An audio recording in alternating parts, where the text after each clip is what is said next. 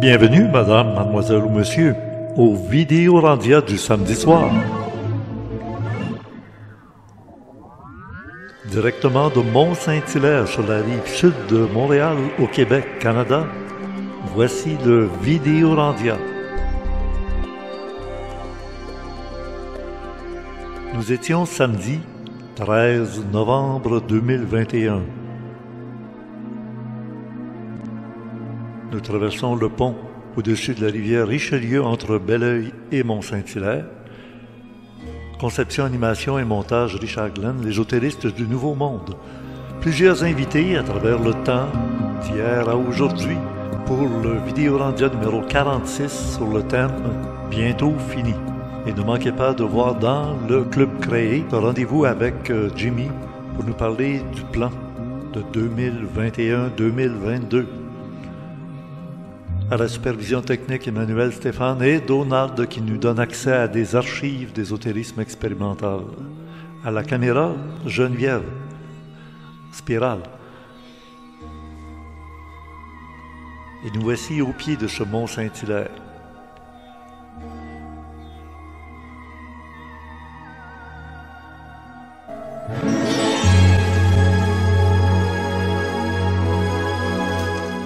C'est pas le mont Bugarache ou le Devil's Tower du film Rencontre du troisième type. C'est le mont Saint-Hilaire. Et par une belle journée d'automne, avec la pluie, on comprend que l'année achève.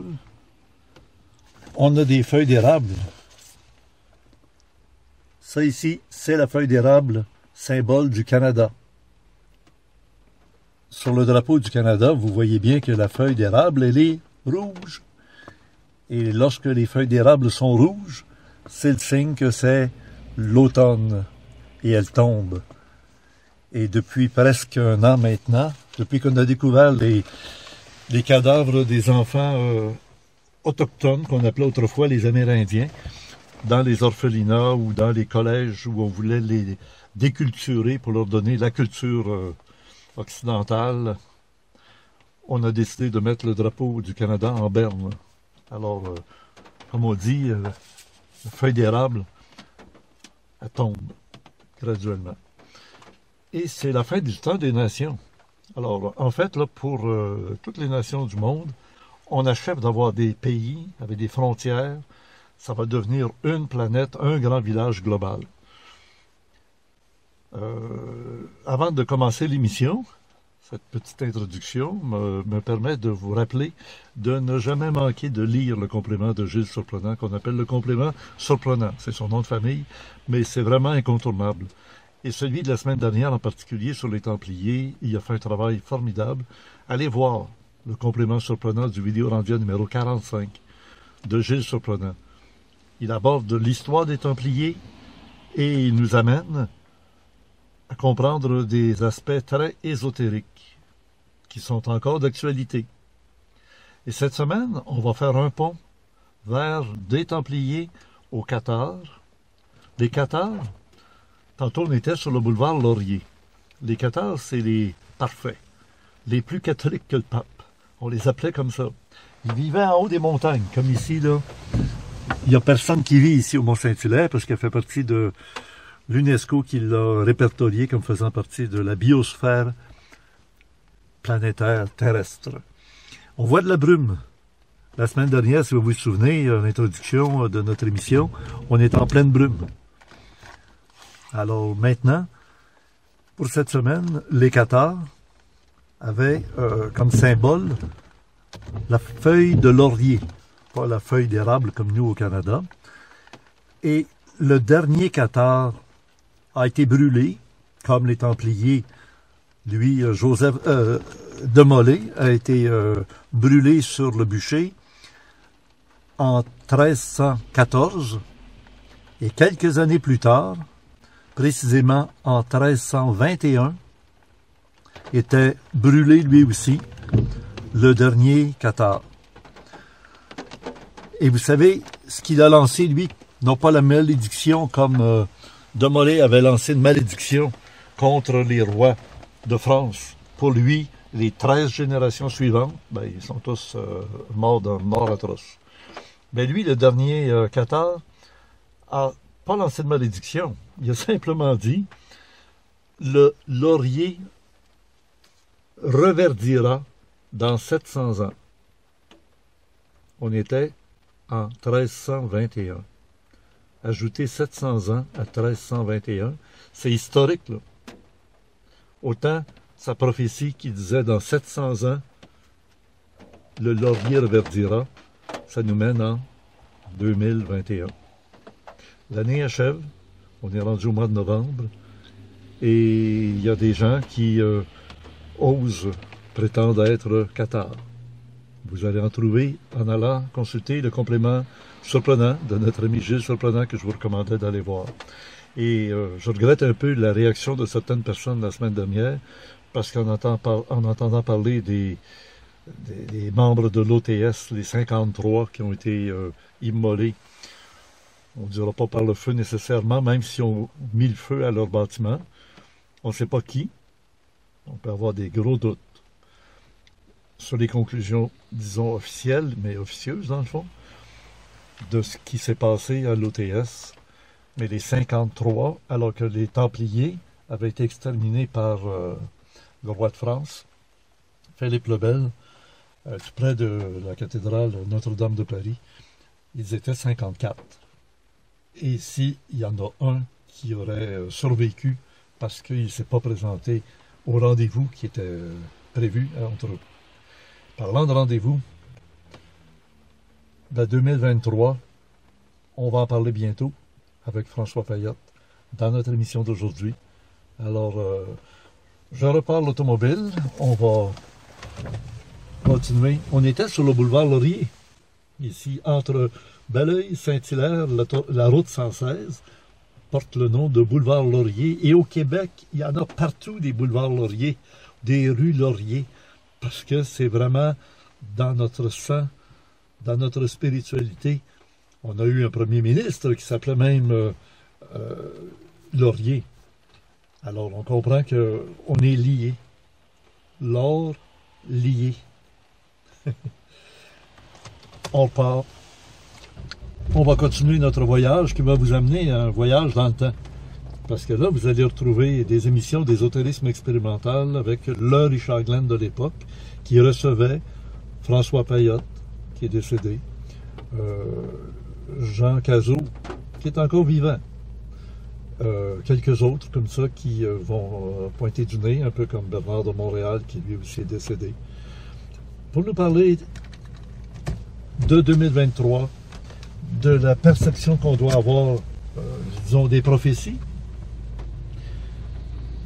Si vous allez regarder le film Dune, la première phrase, la toute première phrase, le premier son qui sort de ce film-là, c'est une voix rauque. La traduction est faite juste en bas pour nous dire « Portez attention au message de vos rêves qui viennent des profondeurs ». Allons-y. Dans notre voyage dans le temps, on va enlever un peu les gouttes d'eau dans le pare-brise. Et voyez cette belle montagne qui est particulièrement originale, majestueuse, ici à Mont-Saint-Hilaire, qu'on appelle le Mont-Saint-Hilaire. Allez voir les prophéties de Jean 23 dans le complément surprenant de Gilles Surprenant. Il va nous parler lui aussi là, de prophéties.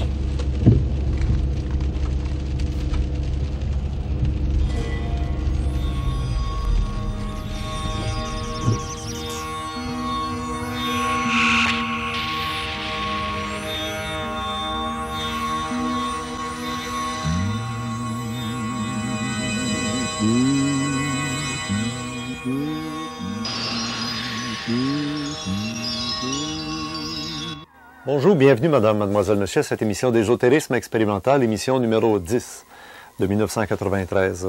Mon introduction va être très courte parce que j'ai 3 bons invités qui en auront à dire sur des sujets ésotériques. Robert Domingue nous revient avec la tradition initiatique égyptienne. Il nous parle aujourd'hui des cycles. Alors on va comprendre qu'au-delà des signes horoscopiques, les 12 signes que nous connaissons, il y a de très grands cycles planétaire. Et c'était connu chez les Égyptiens ou ici chez les Chinois. Alors on entre bientôt dans l'ère du Verseau, nous quittons l'ère du Poisson.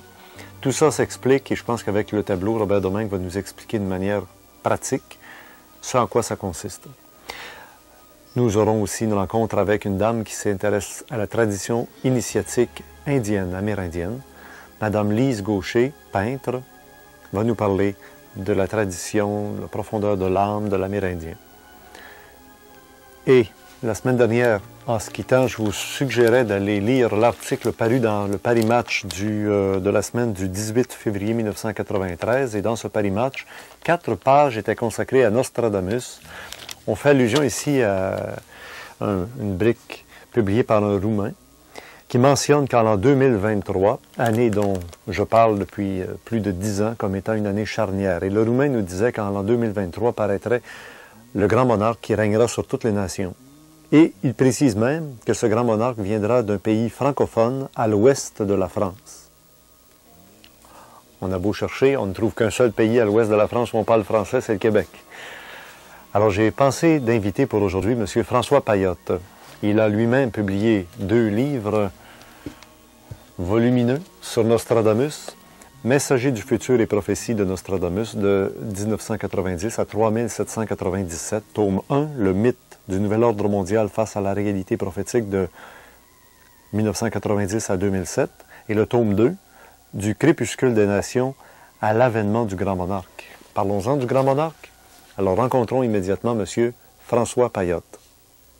Nostradamus affirme qu'un roi de France naîtra en 1999, sera couronné en 2023 et repoussera la grande invasion asiatique menée par la Chine communiste. Nous avons ici au Québec un spécialiste de Nostradamus, M. François Payotte, qui est avec nous. Bonjour François. Bonjour Richard. Et quelle est votre impression de ce Roumain? Le connaissez-vous d'abord? Oui, je connais bien pour avoir lu son œuvre. Ça représente à peu près 3 énormes bouquins de 800 pages chacun. Vous en avez un exemplaire avec vous? J'en ai apporté un exemplaire. Ils sont introuvables pour la plupart. Ils sont épuisés. Il a écrit celui-ci, entre autres. C'est son avant-dernier, ça. Oui. Ionescu. Alors, c'est un historien du passé, à la différence que je suis un historien du futur dans ce domaine-là. C'est-à-dire que là où il s'est illustré, à travers ces grosses briques, c'est dans le décryptage des textes prophétiques de Nostradamus, mais pour ce qui concerne la période allant de 1555 jusqu'à l'avènement et à la chute du communisme, jusque dans les années 80. 90. Et on a une idée un peu ici, on voit que ça représente 5% de son travail, ce qui concerne le futur. 95% c'est le passé et 5% c'est le futur. Trouvez-vous qu'il a quand même élucidé dans le passé? Oui, il est excellent, mais c'est bien entendu plus facile de travailler sur des événements qui sont passés, de leur mettre des noms de personnages et des dates. Bien évidemment, c'est un peu comme si on annonçait la météo, le temps qu'il y a fait hier ou avant-hier. Mais malgré tout, je tout, travaille sur une semaine par rapport à cet exemple-là de la météo. Il est donc plus difficile de prédire le temps qu'il fera dans une semaine. Oui, ou même dans un mois ou dans 10 ans, hein, c'est ce que vous faites. Et on prend plus de risques. Et lui affirme lui-même dans cet article-là qu'il n'est pas du genre à prendre des risques. Ce n'est pas un exégète téméraire, il est très prudent, et donc il se cantonne à l'interprétation des prophéties qui concernent le passé. Quel est son nom? Ionescu. Alors c'est un Roumain qui a été persécuté à l'époque du communisme. Il avait ses manuscrits ont été saisis avant que son livre ne soit publié et il a tout rebâti de mémoire. Il s'était échappé de l'Est, il a franchi les frontières en Europe et finalement il s'est installé à New York et il a refait ses manuscrits de mémoire. C'est incroyable. Oui, c'est un gars qui a une mémoire colossale. Il faut pour travailler dans ce domaine-là. Ouais. Ah oui. Est-ce qu'il faudrait dire que les quatrains du passé qu'il a élucidés, on peut les rayer pour le futur en se disant, il a trouvé, il a mis le doigt dessus? Même pas. Malheureusement, non. On ne peut pas se fier non plus à ce travail-là, à dire que c'est un travail avec 100% d'exactitude et qu'on peut écarter les quatrains qui concernent le passé et par déduction travailler sur ceux qui concernent l'avenir. Je me suis aperçu à plusieurs reprises que des quatrains qui étaient attribués au temps passé concernaient en fait l'avenir, de mon point de vue. Donc, il faut, à mon avis, avoir traduit la totalité de l'œuvre de Nostradamus pour arriver à faire une synthèse magistrale de l'ensemble de son œuvre, ce qui n'a jamais été fait encore jusqu'à présent. J'étais le premier à m'attaquer à ce qu'on appelle les documents parallèles des centuries, et qui sont au nombre de 5 majeurs. J'en ai traduit 2 dans mes 2 premiers bouquins, et je suis en train de traduire un 3e qui est réputé totalement intraduisible.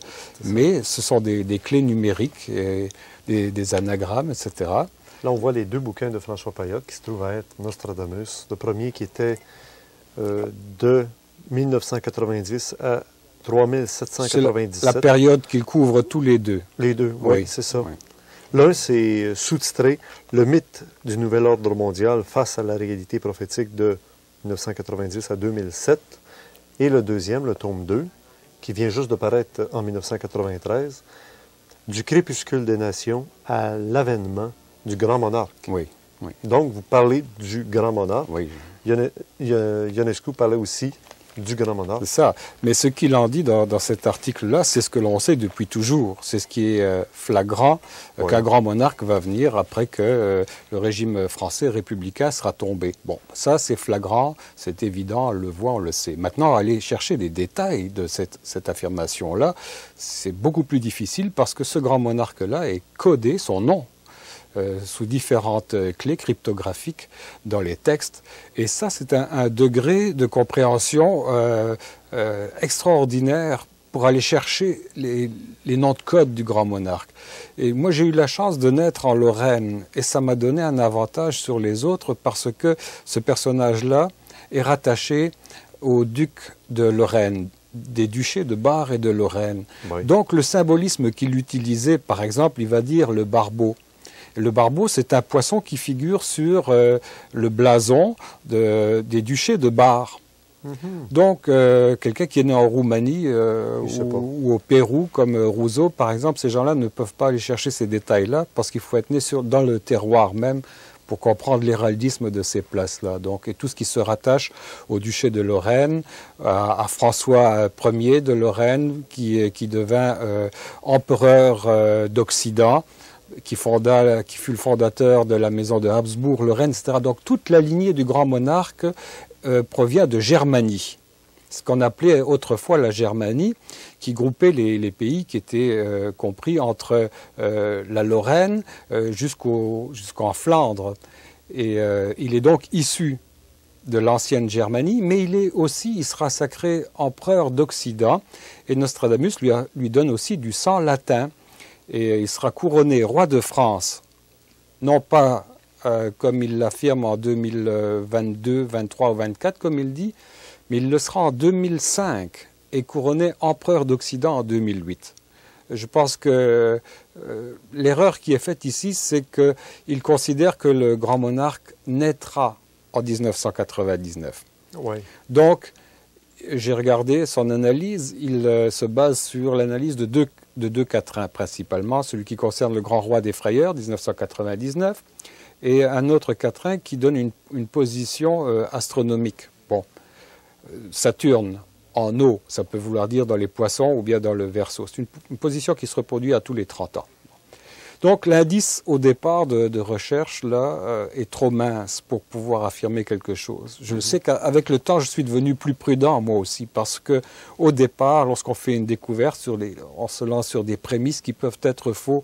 Il faut donc que toute la recherche soit étayée pendant des mois ou des années autour de ce thème-là pour pouvoir amener finalement l'objet même de notre recherche là avec les dates, etc. C'est donc plus compliqué que ça ne paraît. Oui. Alors, pour moi, 1999, ça correspond de toute évidence à la fin de tous les cycles. Bon, ça prendrait une explication un petit peu là-dessus. On parle toujours de la précession des équinoxes, des ères qui durent 2160 ans, etc. Tout ça, c'est bien correct, parce que ça fait partie de la tradition égyptienne, ça fait partie de la tradition hindoue aussi. Oui. Chinoise, l'ésotérisme traditionnel judéo-chrétien, etc., les âges de fer, etc. Bon. C'est vrai que les ères précessionnelles sont de 2160 ans, qu'une grande année est de 25 920 ans, et la grande année, le Manvantara, fait 64 800 ans. Tout ça, c'est correct. Mais il y a une ombre au tableau. C'est que vouloir découvrir la fin de l'ère des poissons et le début de l'ère du Verseau à partir de ces bases-là va nous amener à une erreur d'une centaine d'années à peu près. Parce qu'on ne tient pas compte d'une chose. On ne tient pas compte qu'il y a dans ce phénomène une réduction de la durée des ères en elles-mêmes. Et ça, c'est un calcul savant, puis qu'on ne peut faire qu'à partir des bases traditionnelles qui nous sont données, à partir de la fin de l'Atlantide qu'il faut pouvoir chiffrer. Ensuite, il faut pouvoir aller chercher, avec le début de l'ère traditionnelle juive, les clés qui vont nous permettre de dater le début du Kali Yuga, le début de l'âge de fer, le dernier âge, qui représente 3 fois 2160 ans, c'est-à-dire 6480 ans. Lorsqu'on a ces clés, à ce moment-là, on sait que le début du Kali Yuga, ça remonte à 4481 ans avant Jésus-Christ, auquel il faut donc ajouter 6480 ans.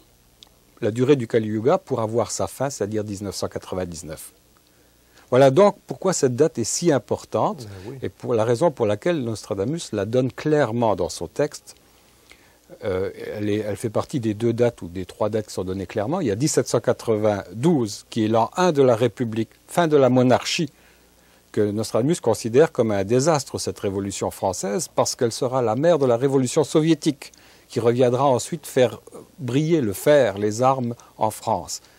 Donc l'exemple français a été pour lui un très mauvais exemple à suivre dans le monde, l'exemple de la Révolution. Il va donner cette date-là, 1792, l'an 1 de la République. Il va donner 1999 comme étant la fin du grand cycle ou le début du crépuscule des nations. On n'est encore pas dans l'ère du Verseau en 99. C'est la fin du Kali Yuga, mais l'ère du Verseau commencera en 2062.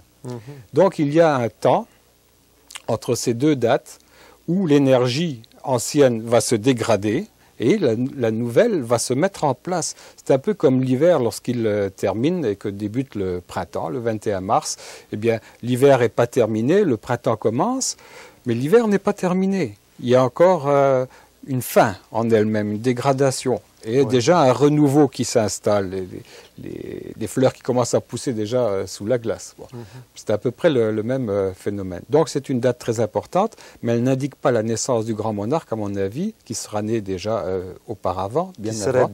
Qui serait déjà né, et qui va avoir des alliés, mais aussi des ennemis. Ces alliés formeront un triumvirat, c'est-à-dire une unité de 3 personnes, 3 monarques, qui viendront à la rescousse de l'Europe, de l'Occident, qui aura été envahi donc par une triple invasion soviétique, chinoise et iranienne. Vous ne dites pas musulmane de manière généralisée? C'est-à-dire que celui qui prendra le chef de l'Union pan-islamique, c'est un Iranien. Au turban bleu. Oui, l'homme au turban cérulé, oui, c'est l'Iranien en question. On en a déjà parlé, vous fait allusion à quelques reprises. Et le film de Jean-Charles de Fontbrune en faisait déjà allusion également. Avec Orson Welles comme animateur. C'est ça. Alors il reste maintenant à voir quelles sont les forces en présence, quelles sont les zones d'invasion, les zones de conflit, quels sont les personnages qui figureront dans ces temps-là. Autrement dit, l'œuvre essentielle de Nostradamus, c'est en fait son interprétation de l'Apocalypse de Jean, qu'il va détailler. Et pour ce faire, il faut traduire tous les documents parallèles qui n'ont pas été traduits, ou très mal, ou à moitié, ou de façon fantaisiste, comme la lettre au grand monarque, la lettre à son fils César, le fils à Nostradamus, les présages, les prédictions, je suis en train de travailler là-dessus, qui vont pouvoir nous donner des dates précises. Ça n'a jamais été fait. On a même affirmé que ces documents-là n'étaient pas de la main de Nostradamus, alors que je vais prouver le contraire, que c'est bel et bien lui qui les a écrits, même s'il a changé le style, qu'il est passé des quatrains aux sixtains. Ouais. Donc ça, c'est un travail considérable, j'en suis à peu près rendu à la moitié. Mais je pense avoir terminé en 95-96 à peu près la totalité de cette œuvre-là. Et à partir de là, faire une synthèse qui nous donnera l'heure exacte. Vous faites ce travail à plein temps, là. C'est plus en dilettante, c'est vraiment votre travail. Je fais à plein temps parce que j'estime que c'est une course contre la montre. Oui. On joue contre le chronomètre, il va falloir se dépêcher parce que l'objet même des prophéties, c'est de nous avertir des événements qui s'en viennent afin qu'on puisse s'en prémunir, se mettre à l'abri. Sans quoi, les prophéties n'auraient pas de sens si c'était pas ça. Si ce n'était que pour le plaisir de l'ego du prophète d'avoir eu raison, à quoi bon?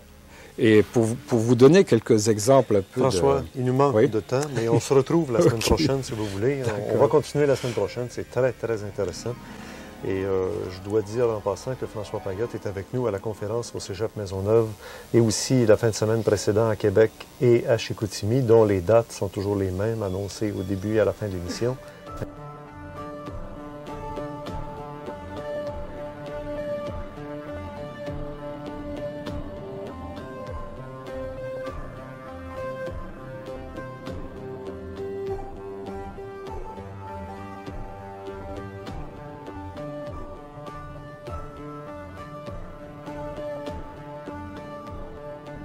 Alors avec Robert, on voit justement qu'il y a un tableau à côté de vous. Et puis, pour expliquer un peu qu'on entre bientôt dans l'ère du Verseau, on était dans l'ère du Poisson, ça dure combien de temps, une ère? Une ère, c'est 2160 ans. C'est comme si ça prenait 2160 ans pour que le Soleil, en reculant ou en arrivant en retard toujours à l'équinoxe, Oui. ben, dans 2160 ans, il a pris un signe d'octobre. Un signe complet. C'est ça, 30 degrés. Parce qu'au fond, les constellations qui font les signes, alors là, on était dans le Poisson, C'est puis ça, là, bientôt, on va arriver dans le Verseau. dans le Verseau. Puis après ça, ben, on va aller dans un autre. Là, comme ça, on va passer toutes les heures. On va tomber dans le Capricorne. C'est ça, c'est ça. Bon. Alors là, on achève le Verseau, le Poisson. Le Poisson. OK. OK? Il nous reste combien de temps encore? Oh, il nous reste au moins 3 siècles, donc 180 ans. 3 siècles chinois. Ah bon, 180 ans, puis après, on va être vraiment dans le Ben, Verseau. 180 ans à partir de 1980. À partir de 1980, il Ouais. restait 180 ans. C'est-à-dire 1980, avec le décalage qu'il y a eu dans la correction du calendrier, Oui, il y a eu un décalage de 3 ans. Donc, 1980, en réalité, égale 1983. oui. C'est pour ça qu'en 93, pour le chinois, on est dans l'année 10. Ah. On est la 10e année. Puis comme ça, il va y avoir 60 années qui vont être caractérisées. C'est pour ça ça fait 2 années qu'on est dans l'eau. Un yin, un yang. Oui. OK? Oui. Puis quand on va passer les 12 signes en yin puis en yang combinés aux 5 éléments, Oui. ben là, ça va faire mes 60 ans. Parfait.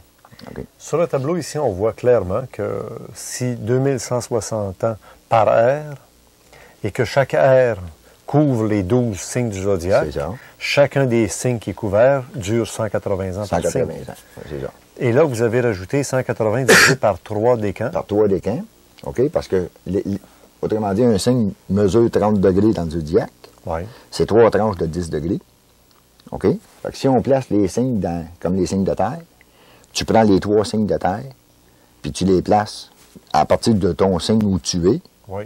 Ton signe où tu es, le premier décan, puis tu continues dans les autres signes pour faire les décans. Parfait. OK? Ce qui fait que si on est actuellement dans le dernier signe avant d'arriver dans le Verseau, on Oui. est dans le signe du Capricorne. Exact. OK? Le signe du Capricorne, c'est le dernier, puis il y en a 12, c'est le 11e. Alors, le 11e, à 180 ans par signe, ça nous donne 1980. Donc, 1980 plus 180 ans va nous mener à l'an 2160, toujours en réalité 1983. On voit en OK? réalité, oui, oui. Donc, jusqu'en 2163. Oui. Alors donc, en 2163, on va rentrer dans l'ère du Verseau. Là, on serait en plein dedans.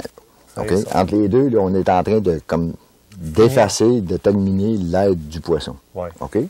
Puis, ce qui est bizarre, c'est que ça a l'air à fonctionner parce que le premier décan du Capricorne, c'est le Capricorne.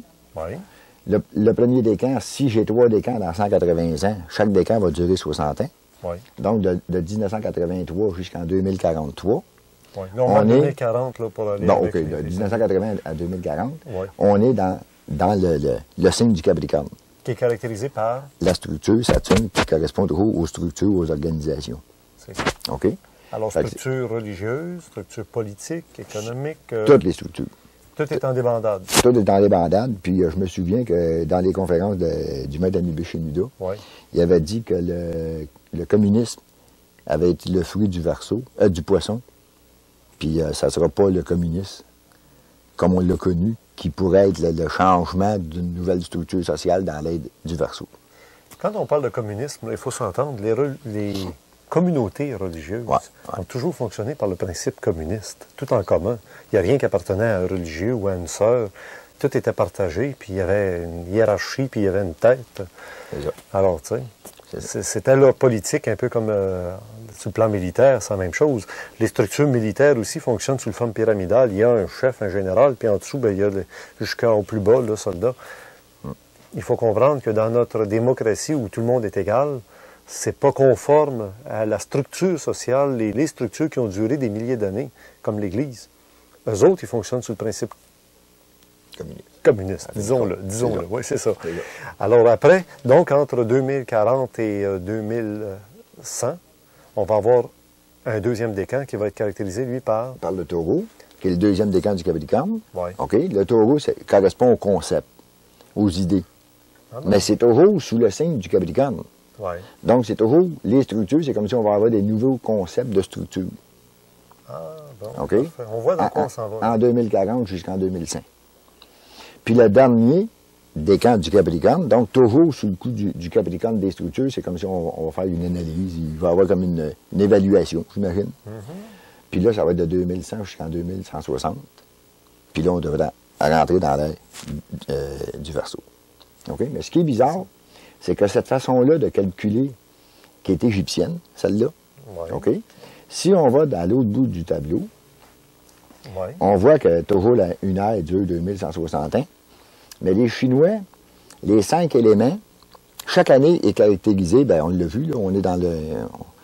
La petite poule d'eau, là. Oui, le coq d'eau. Le coq d'eau. Donc, on est dans l'élément eau, en yin ou en yang, puis l'eau va déterminer aussi une énergie.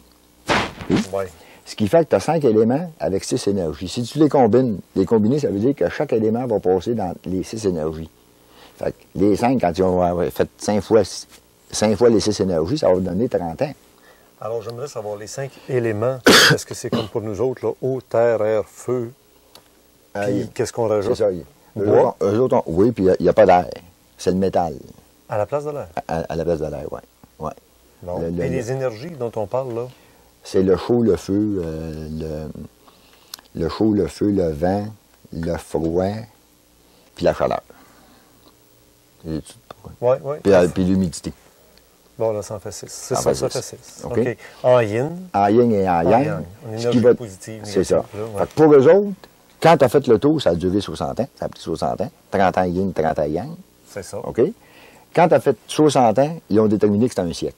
C'était une des divisions du temps. Au lieu d'avoir un siècle de 100 De ans, 100 ans, eux autres, c'est 60. c'est 60 parce que la 61e année, tu recommences. OK. Donc, un OK. siècle chinois, c'est bien ça qui est marqué, 60 ans. C'est ça. Donc, si un siècle chinois dure 60 ans, 2160 ans divisé par 36 siècles chinois, Oui. c'est-à-dire par 60 ans par siècle chinois, ça te donne 36 siècles chinois. Tu retrouves dans une ère, tu retrouves les 36 décans. Ça revient au même décan. Aux mêmes choses. Même quantité pour les décans. C'est ça. OK? Puis en 1980, on rentrait dans le 33e siècle chinois. Ah bon. 33 fois 60 me donne 1980. Puis là, ben écoute, je fais une relation. Moi, le Christ est mort C'est à la ça. 33e année. C'est ça. Les Chinois, pour eux autres, on est dans le 33e siècle, puis tout le monde se rend compte qu'on est en train d'arriver à la fin d'une civilisation. C'est ça. La fin d'un temps, tiens. D'un temps. C'est tout ça qu'ils appellent la fin du temps. La fin, quand ils disaient la fin des temps. Ah, mais c'est parce que les Égyptiens avaient une façon de diviser toujours par décan, par Ouais. toit. La durée d'une ère, puis les tranches de toit te donnaient les temps de l'ère. OK. OK? Fait qu'il arrive un moment où tu n'as plus de temps dans l'ère, donc c'est la fin des temps de l'ère. OK? C'est curieux, hein? Ouais. Nous autres, avec notre formation judéo-chrétienne, on dit qu'on arrive à la fin des temps. là. Tu sais, il y en a C'est qui ça. prétendent ça. Là. C'est ça, c'est ça. Puis, Il y vois-tu, a coïncidence, là. absolument. Coïncidence, oui, entre guillemets. Oui, en voulant dire que c'est pas par hasard, mais ça coïncide. Hein? C'est ça, puis ça coïncide par une tradition, dans le fond, qui n'a pas été expliquée. C'est ça. Mais on s'est servi de la tradition. Ce qui fait que le 33e siècle, c'était le retrait de l'énergie de l'air. C'est là que l'énergie de l'air commence à se retirer, parce qu'elle est trop faible, si tu veux. OK. Bon. Fait que parce qu'elle se retire, tout ce qui a été bâti, qui a donné une forme, dans le fond, à l'énergie qui était l'énergie caractéristique de l'air, en n'étant plus là, bien, tout ce qui a été bâti de cette énergie-là va être détruite. Parce qu'il n'y a plus rien pour la soutenir. Il n'y a plus rien pour la soutenir. Donc, vous voulez dire là, que dans l'ère du poisson, qui achève, on est en train de perdre l'énergie du poisson. La structure qui a permis au poisson de s'organiser, puis on parlait de... Puis de donner une civilisation, une culture, tout Ouais. ça il n'y a plus d'énergie pour vivifier ça à l'intérieur d'une société. Ouais. Oui. C'est ce que les Égyptiens disaient. Puis il y a des textes très clairs en disant que quand l'énergie se retire, entre autres, ils n'ont pas spécifié comme tel le 33e siècle, mais quand l'énergie se retire, un des signes qui est donné, c'est que le sanctuaire est vide. La présence divine n'habite plus le sanctuaire. La présence divine n'habite plus le sanctuaire. Le sanctuaire. Puis ça, c'est curieux, parce que dans nos églises, il y a eu une période où on jouait au bingo, là, dans les sous-sols. Là. Mais aujourd'hui, ben, même en haut, j'ai l'impression que ça a perdu un peu sa vitalité spirituelle. C'est ça. C'est ça. On a enlevé l'hostie du tabernacle bien souvent. Il n'y a plus la flamme du sanctuaire qui est allumée. Les gens visitent une église plus touristiquement dans la semaine que religieusement. C'est ça. Ça fait comme déjà partie de l'histoire. L'histoire de l'air qui était en train de s'éteindre. Puis ça, c'est évident que c'était connu chez les Égyptiens, parce qu'on dit que... Moi, j'avais toujours pensé que quand un pharaon succédait à un suivant, souvent, il effaçait. Oui, on sait qu'on dit même, hein, agir en pharaon, c'est détruire tout ce que le précédent avait bâti, puis le nouveau s'installe. Tu sais. C'est ça. C'est parce que dans leur philosophie, c'était toujours de donner une forme à l'énergie du temps. OK? Fait que si t'as des tranches qui couvrent 80 ans, fait que si un deuxième pharaon arrivait à la 70e année, ben, quand il arrivait à la 81e année, qui était un nouveau temps, ben là, il effaçait tout ce qui avait été fait. Fait que ça explique, dans le fond, que c'était pas une jalousie ou une rivalité entre les pharaons, mais plutôt un souci de donner la forme à l'énergie qui caractérisait cette époque-là. C'est ça. Oui, bien, Robert Domingue, on achève déjà notre rencontre d'aujourd'hui. C'est beaucoup d'informations qui sont de qualité. C'est la tradition ésotérique, initiatique à la fois égyptienne et chinoise. La semaine prochaine, on va parler de quoi, ça? On pourrait parler de ce qui nous a attirés quand on a été conçu. Pourquoi l'âme a choisi ton père et ta mère. Ah oui, parce qu'on choisit notre père et notre mère. C'est-à-dire qu'on choisit une façon de parler, mais il y a eu un attrait qui nous a attirés vers ces parents-là. On ne pouvait pas aller ailleurs. Ah bon. Et puis, la même chose pour le lieu de l'incarnation, avec l'époque de l'incarnation. Car la grande vérité fondamentale dans toutes ces connaissances initiatiques-là, c'est que avant d'être ici sur Terre, on était quelque part, et après ici, on va encore aller quelque part. C'est ça. C'est ça qui est encourageant, parce que finalement, ici, on n'est que de passage à apprendre des choses. C'est ça. Mais là, de la manière qu'il nous parle, c'est comme si on revenait toujours ici, veut pas. On se quitte là-dessus, Robert Domingue. On a vu un numéro de téléphone à l'occasion, on va le voir là à la fin. C'est pour vous rejoindre, pour avoir un contact avec votre enseignement qui est transmis par la poste. Par la poste, puis aussi j'organise des cours sur l'initiation, que c'est évidemment pas une initiation que je donne, mais c'est des cours qui aident la personne à se retrouver elle-même, puis d'essayer d'atteindre ce que l'initiation pouvait donner. Parfait. Parce que j'ai l'impression qu'il n'y avait pas de transmission de pouvoir d'un maître à un disciple. Merci, Robert Domingue. Ça m'a fait plaisir.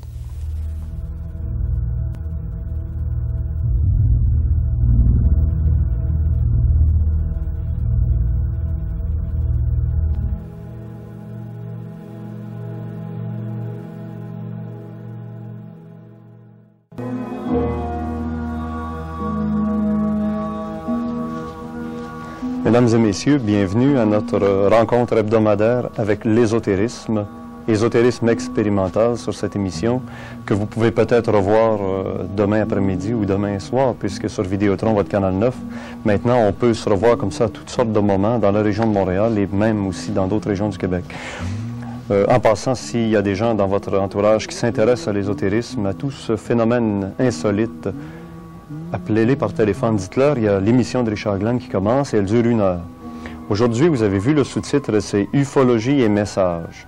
Ufologie qui vient du terme anglais qui veut dire « ovni hein, », objet volant non identifié. Alors, ça veut donc dire qu'on va parler des extraterrestres, de tout ce phénomène extraterrestre. C'est peut-être un phénomène, le phénomène est peut-être le fait qu'on n'en parle pas encore complètement, mais ils sont là.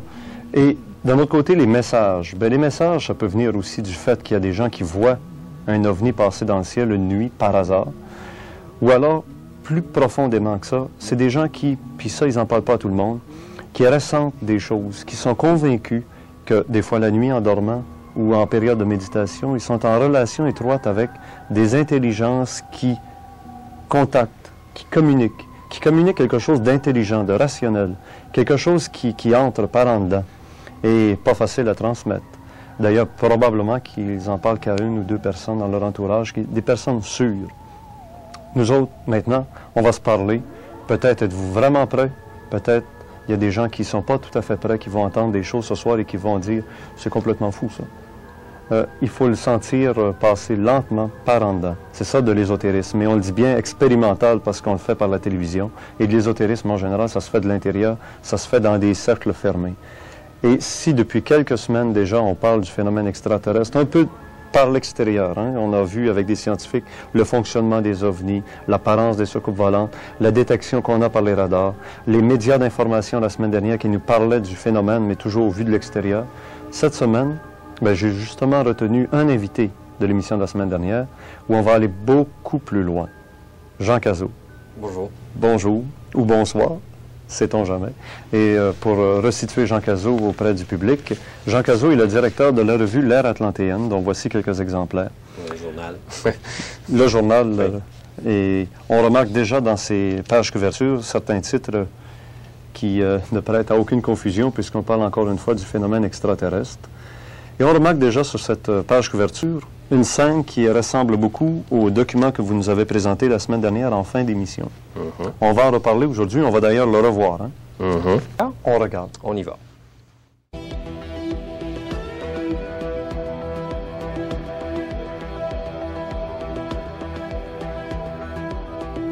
C'est un document qui est très explicite par lui-même et qui contient un message très clair. Et c'est un document qu'on ne doit pas considérer comme à lire entre les lignes ou même qui est ésotérique. Il en est tellement clair et évident que c'en est provoquant. Parce que c'est la réalité crue. Il n'y a pas de symbole, il n'y a pas de cachette. C'est clair, c'est net, c'est ce qu'il y a là, c'est ce qui se passe présentement.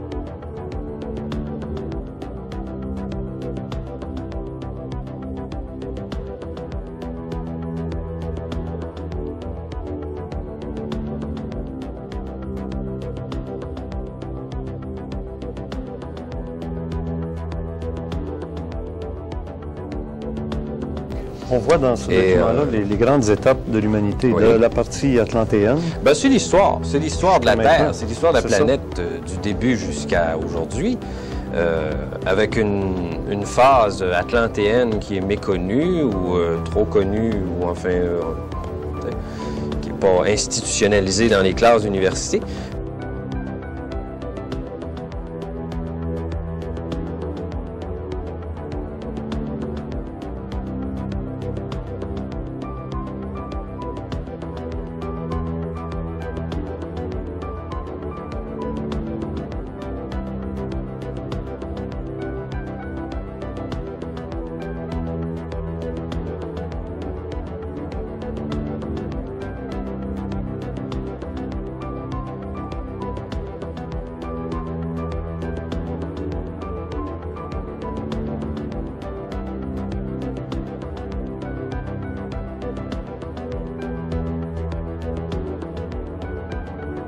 Mais cette étape-là a été l'étape, si je peux appeler, ça a été l'érection de l'humanité à toute fin pratique.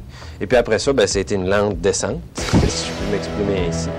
Et il s'est à peu près rien passé de majeur, en ce sens que ce n'était que le déroulement d'une pièce de théâtre.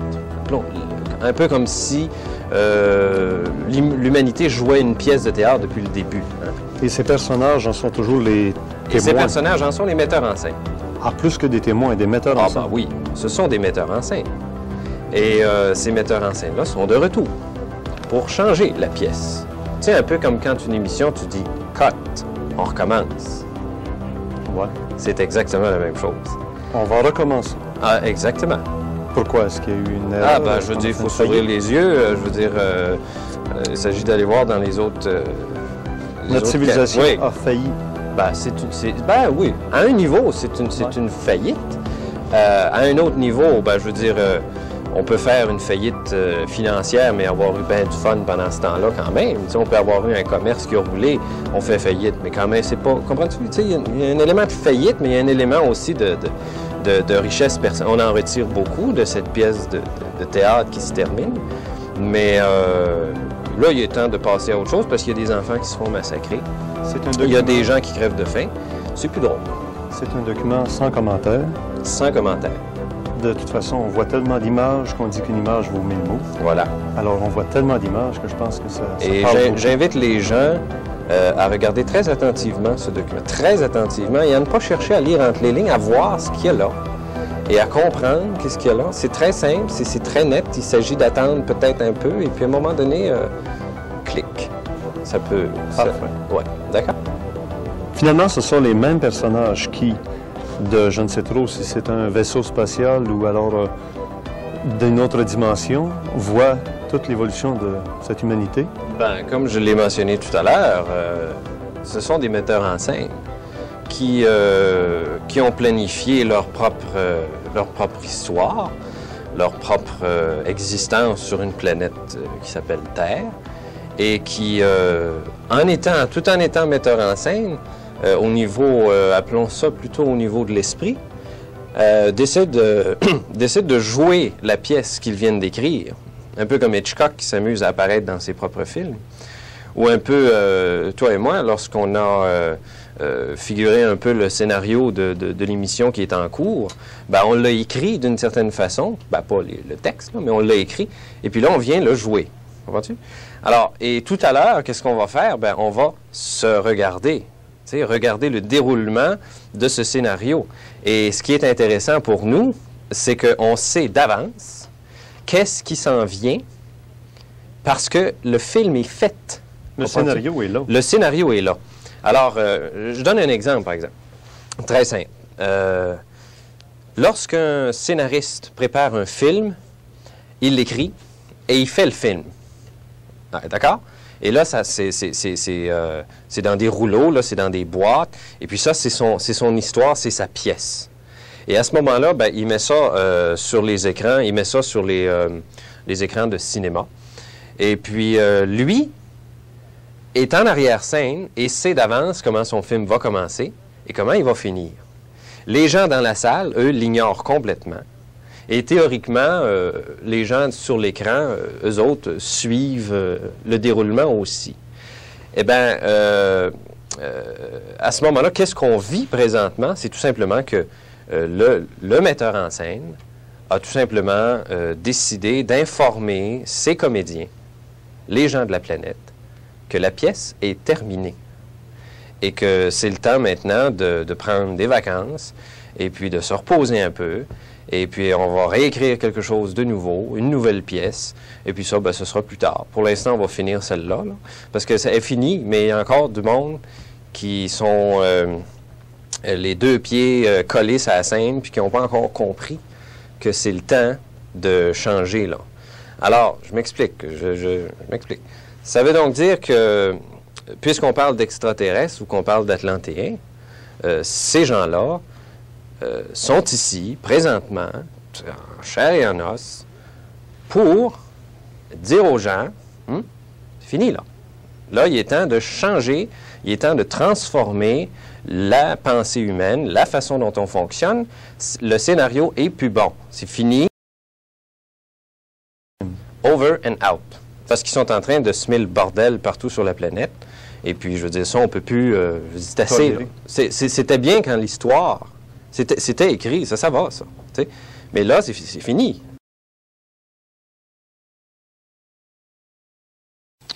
Si on retourne dans le temps, il y a eu sur le fameux continent de la Lémurie, dans le Pacifique,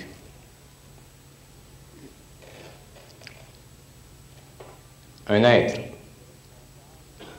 qui a été responsable pour la destruction finale d'une civilisation mi-éthérique, mi-physique, qui avait cessé de croître. Cette civilisation, aujourd'hui, continue d'exister sur les plans invisibles et le gros de sa population s'est centré ou a centré ses activités sur la Lune. La faiblesse de ces êtres, c'était la crainte.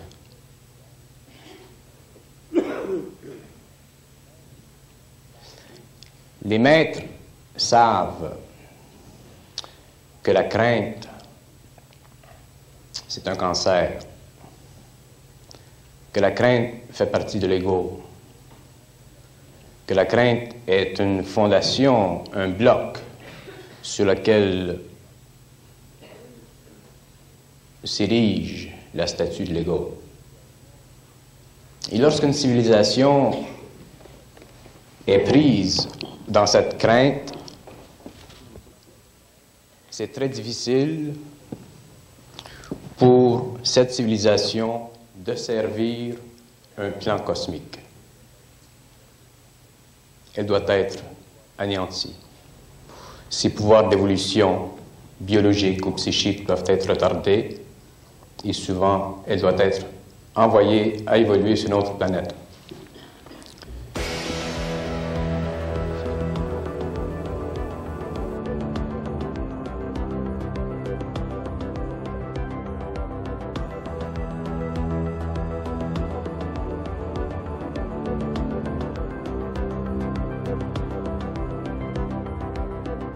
On est à la croisée des chemins, puis là, il faut que le fun commence. C'est juste le temps. Tu sais, il faut enlever le côté pesant, le côté lourd, qui, chez moi, comme chez beaucoup de gens, à un moment donné, revient. Tu sais, tu claques, hein, à un moment donné, bon, ben, ça devient pesant, ça devient, tu sais, lourd, les extraterrestres, puis je veux dire, c'est menaçant, les maîtres, puis le cancer, puis bon. Alors, il y a une facette à ça qui est un petit peu plus légère. C'est qu'il faut se souvenir qu'après tout, c'est une pièce. Après tout, c'est une pièce qu'on a écrite. Donc, c'est toute illusion. Tout est illusion, c'est ça. Alors, si on veut se ramener au niveau de l'esprit, là, c'est là que le plaisir commence. C'est là qu'on est capable d'apprécier la vie. C'est là qu'on est capable d'apprécier un très bon repas tout en se souvenant qu'ailleurs, les gens crèvent de faim. Mais je veux dire, il ne faut pas tomber dans le pesant, le lourd, le non, je mets ça de côté, puis non.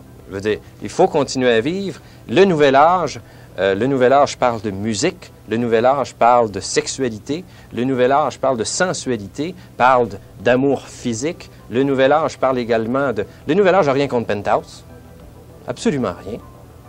Absolument rien. Je veux dire, ce sont des réalités de la vie. Mais l'anarchie est toujours possible.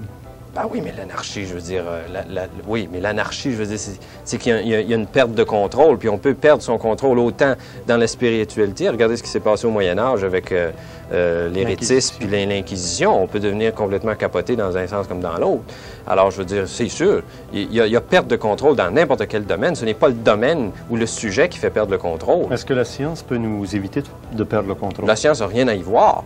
C'est uniquement une question de... Intérieur. Intérieur. C'est l'esprit qui contrôle tout.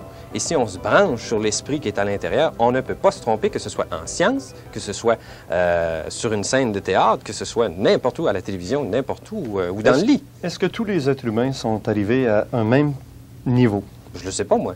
Est-ce qu'on est tous atlantes à 100%? Non. Et dans la hiérarchie, y a-t-il des êtres encore primitifs, disons, sur la planète Oui. Terre, qui sont retardataires et Oui. qui vont retarder toute la civilisation? On a un mot pour ça. Too bad.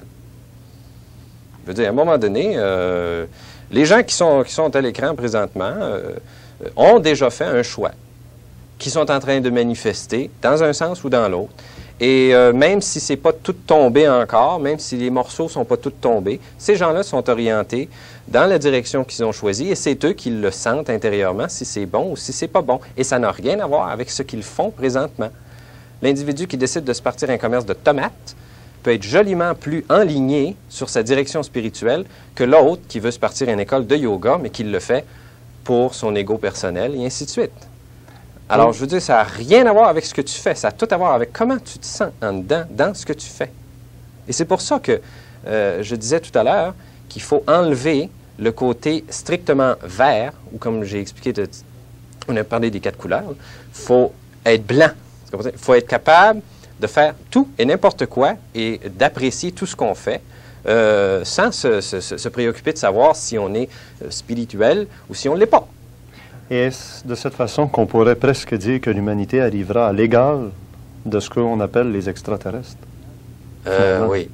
À l'égal de ce qu'était la première civilisation au tout début des temps, la civilisation atlantéenne, avec un système atlantéen, avec un système de libre-échange, avec un système économique absolument parfait, avec un système de respect de la nature, d'harmonie avec la nature, avec les animaux, d'un système d'éducation magnifique que nous sommes en train d'utiliser au niveau des enfants. C'est très positif, c'est très optimiste, donc, cette approche. Oui, évidemment. Parce que question de guerre mondiale, puis de destruction, Ah, puis ben de non. surpopulation, puis de pollution, puis tout le C'est fini, ça. Je veux dire, c'est fini au niveau causal, au niveau éthérique, c'est complètement terminé.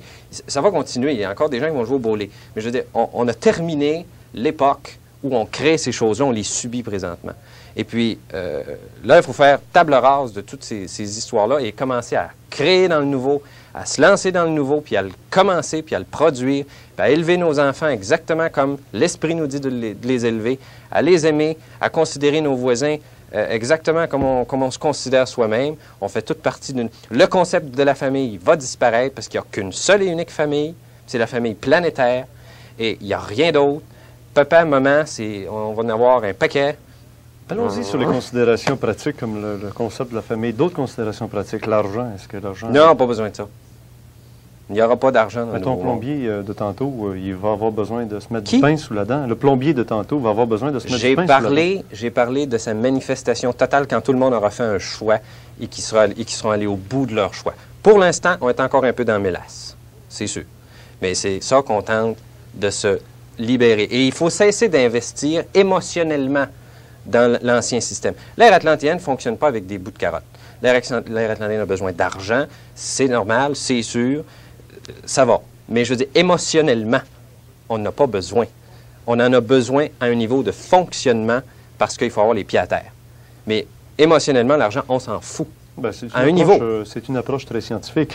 L'approche spirituelle est empreinte d'émotionnalité, mais l'approche scientifique est empreinte de raisonnement, de choses concrètes et pratiques. C'est ça, l'intellect, l'approche business, disons, affaires. On a besoin d'argent, on a besoin de fonctionner, on a besoin de matériel. Je veux dire, quand bien que je vous dirais que la télévision, c'est pas bon du tout dans le nouvel âge, je serais bien bête de vous dire ça à la télévision. Alors, à ce moment-là, ce que je vous dis, c'est qu'on a besoin de tous ces objets-là présentement. Oui, ce sont des outils. L'argent est un merveilleux outil. On en a besoin. Et tous les gens en ont besoin. Puis le gars qui travaille, puis qui demande son salaire, puis qui veut augmenter son salaire, bravo. C'est correct, ça. Ça ne veut pas dire de commencer à tout donner sous prétexte qu'on s'en va dans le nouvel âge. Il faut avoir les deux pieds. Hein? Bon, il faut fonctionner. Mais en investissant émotionnellement dans quelque chose de nouveau, en le projetant, en le désirant, en le voulant, et en le manifestant, comme je l'ai dit tout à l'heure, dans son petit univers à soi, qui nous appartient, c'est-à-dire la femme, les enfants, le patron, et ainsi de suite, en commençant, en essayant de le manifester à ce niveau-là, on le bâtit. Est-ce qu'en enlevant justement toute la couche d'émotionnalité, est-ce qu'on ne risque pas de faire bien mal actuellement à des données? Je pense à l'euthanasie, à l'avortement.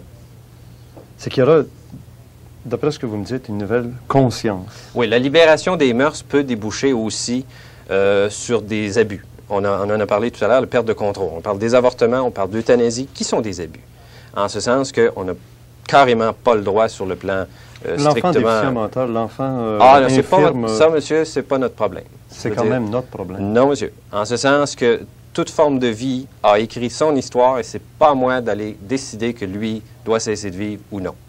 Ça, définitivement, je veux dire, au niveau de l'avortement et au niveau de l'euthanasie, je veux dire, c'est pas à nous, c'est une étincelle de vie qui n'appartient pas à l'animal qui nous sert de véhicule. Vous savez que vous allez tout de suite vous faire des ennemis dans le genre... Suis malheureux. Non, mais dans le genre de ceux qui disent c'est une façon de penser.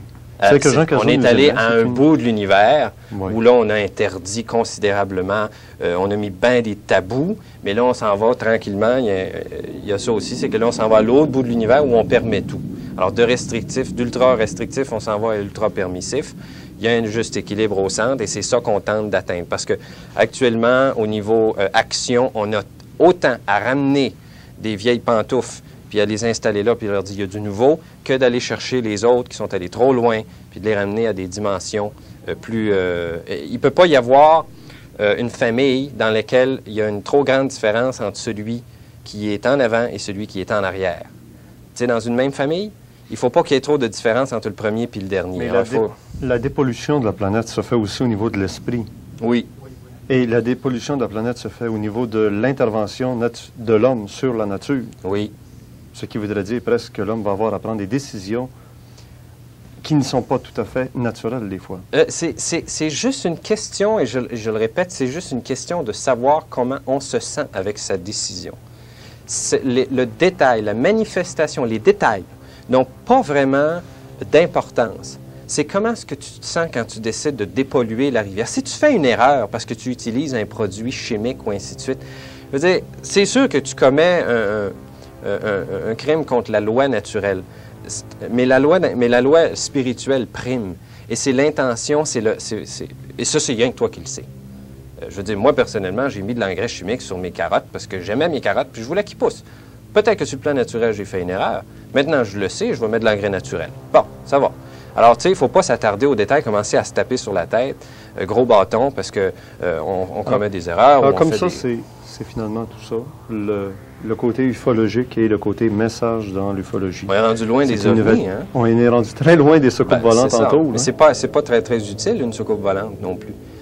Ici Richard Glenn, qui vous souhaite l'essentiel, je pense, c'est d'être heureux. Merci, Jean Cazot. À la prochaine.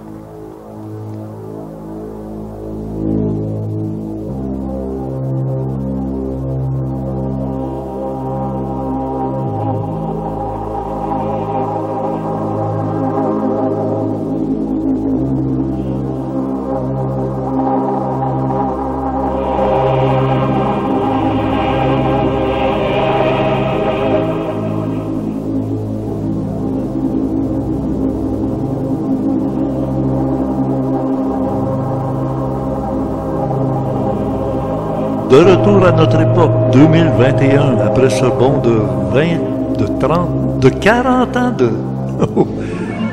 Et oui, nous sommes de retour au Mont-Saint-Hilaire, sur la rive sud de Montréal, au Québec, Canada, pour le Vidéorandia du samedi soir. Et nous sommes sur le boulevard Sir Wilfrid Laurier. Le Laurier.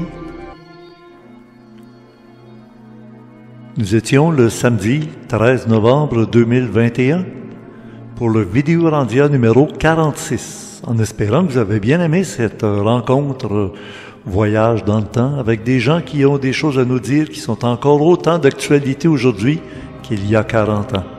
Des invités à différentes époques, d'hier à aujourd'hui. D'abord pour ce Vidéorandia numéro 46 sur le thème « Bientôt fini ». Ne manquez pas dans le Club Créé du mois d'octobre, Jimmy, qui nous arrive avec un dossier sur le plan. Ne manquez pas d'aller lire le complément surprenant de Gilles Surprenant dans le forum Orandia, la musique qu'on entendait souvent de Daniel Morancy. À la supervision technique, Emmanuel, Stéphane et Donald avec la machine à voyager dans le temps. Conception du nouveau site du Club Créé, François Deschamps, webmaître.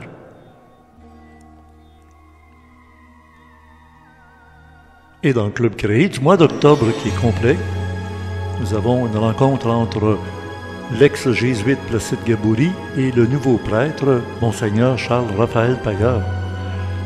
Et le fameux dossier avec Jimmy, les phases 4, 5, 6, 7, de ce qu'on appelle le plan pour 2021-2022, le scénario. On verra bien si eux, qu'on voit présentement, acceptent la suite des événements tels que écrits dans leur scénario. C'est à voir. Merci beaucoup de votre attention et merci surtout à ceux qui sont abonnés au Club Créé, car vous savez, c'est grâce à vous si on peut continuer à faire ces émissions gratuites pour les samedis soirs. Et ne manquez pas nos surprises dans le Club Créé, des choses qu'on ne peut pas présenter ici sur YouTube. Et un pouce par en haut, toujours très apprécié de la part de toute notre équipe. Au plaisir et à la semaine prochaine. À bientôt.